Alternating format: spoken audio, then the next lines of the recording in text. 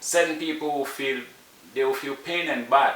I bet me yes or muntiminka because some will say so who was that position now? Who I may look up to you as an elder Rasta man, as a next Rasta man who could help me, cannot help me. They are nah, I ain't fun. I mean, so we have to be able to, look up to those things. We have to work together, no matter where you are.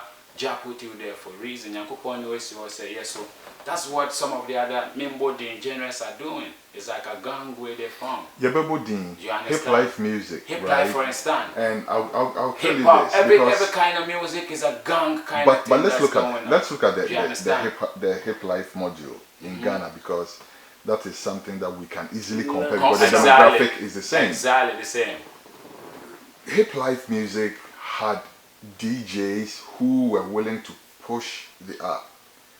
Hip life music had artists, creative people who were coming up with different ways of expressing themselves within the art form. Which is right. Hip life music eventually got people who were willing to put their money in it because they saw promise in it.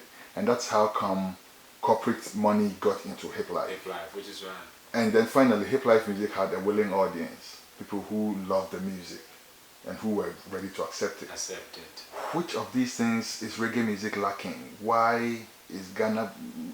Let's look at these 4 factors, because we did a research and this is what we found.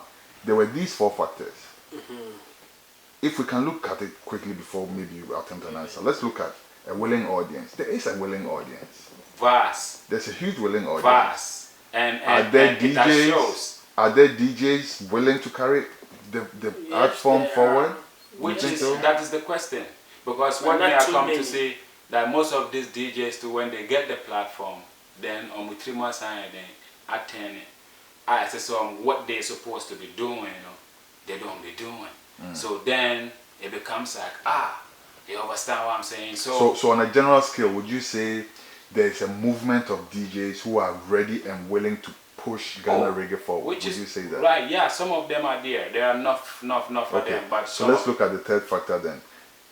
Corporate interest. Is it there yet? It's half-half. Half-half to extent there. When you meet this corporate, when you go to meetings and certain kind of meetings with this corporate, so-called corporate people, in their closed doors, they are listening to reggae. Serious. Don't even take it for no joke. They listen reggae. They are fan of reggae music, highly. When they meet us, and sometimes they can even mention some songs that I'm like, really? You listen to? Oh yeah, one of my favorite is that. They listen. But education has to go on before, because that's one thing I've come to see. There has to be greater education, because you know that where we come from, reggae music,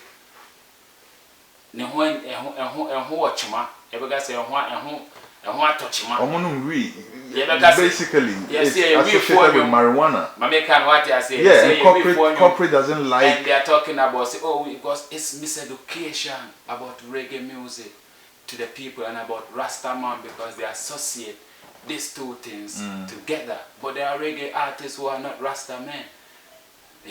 Reggae is just a reggae and Rasta is Rasta, which we'll come to that in the next point. But what I'm trying to say is that there has to be education from the artists, the artist management, the people who represent reggae music in their higher forms like music and stuff. We have to educate these people and the people of Ghana that reggae music is not we people music. It's a greater music. So once that association comes up, because I said they be a Wakondo, but will be a Kawasem say, they were a Wakoto there. But Yakasa, a yepe, Ubet me, I then Akoto.